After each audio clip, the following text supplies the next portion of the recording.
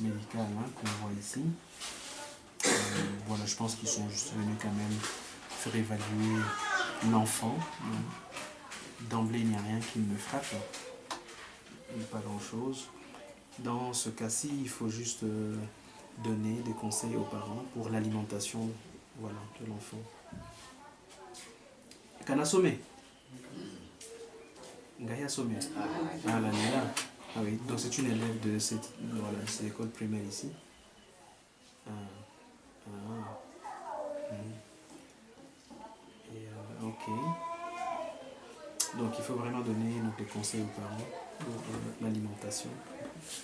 Et c'est vraiment sur ce genre de cas précis que, donc au niveau de l'action sociale Keshokongo, nous voulons agir, c'est-à-dire prévenir la malnutrition chez ce genre d'enfant. Donc cet enfant, il va déjà vers une malnutrition modérée, on va dire. Et si ça continue, il va tomber dans la malnutrition sévère, effectivement. Alors donc il faut vraiment insister sur l'éducation nutritionnelle.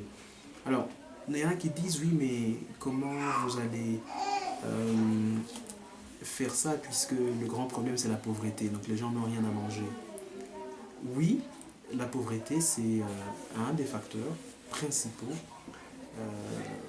dans la malnutrition, c'est vraiment une des étiologies, mais souvent, ça il faut le noter, les gens ils ont de quoi manger mais ils ne savent pas comment utiliser la nourriture.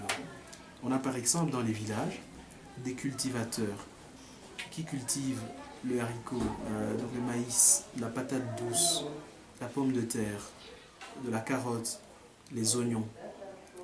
Et quand ils récoltent, mais qu'est-ce qu'ils font? Ils descendent en ville, ils vont vendre tout ce qu'ils ont récolté. Et alors, voilà, ils remontent au village avec un peu d'argent et très souvent en remontant, ils achètent les tout petits frétins là, qu'on appelle kabuchungu, à Bukavu. C'est vraiment des tout petits frétins qui ne sont pas riches en protéines, qui ne sont pas vraiment constructifs pour l'enfant. Et c'est cela que le soir on va donner aux enfants. Alors, une maman qui est descendue en ville, qui a vendu le produit de sa récolte, alors elle remonte au village, elle arrive vers 22 h, puisqu'elle fait le pied, entre-temps. Si elle doit se payer le transport, elle consomme tout l'argent qu'elle a eu. Et donc elle arrive chez elle ici au village vers 21 h, 22 h. Les pauvres enfants, ils somnolent déjà, il y en a qui sont, voilà, là, qui dorment. Et c'est à ce moment-là, 21 h, qu'elle va commencer à préparer. Vous voyez, voilà, avec le bois de chauffage, ça prend tout le temps, c'est aussi la fumée, c'est tout ça. Voilà, la nourriture va être prête vers 23 h, les pauvres enfants, ils dorment déjà. On va devoir les réveiller pour dire, bien écoutez, réveillez-vous pour manger. Donc ils mangent à 23 h ou à minuit. Et ils doivent se lever demain matin pour aller à l'école. Le matin, ce n'est pas certain qu'ils mangent.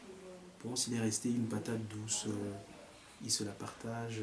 Donc, c'est ça. Mais alors, nous, dans l'éducation, c'est de dire, oui, mais vous ne pouvez pas vendre tous les produits de vos récoltes.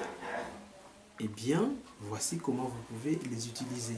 Vous avez de la pomme de terre, vous avez de la patate douce, vous avez de la carotte, vous avez les amarantes, vous avez donc le manioc, le haricot. Il faut utiliser tout cela parce que le haricot c'est riche en protéines. Plutôt que d'aller tout vendre, il faut, oui c'est vrai, si vous avez besoin d'un peu d'argent pour payer les frais scolaires des enfants, vous pouvez vendre une partie, mais vous utilisez l'autre partie.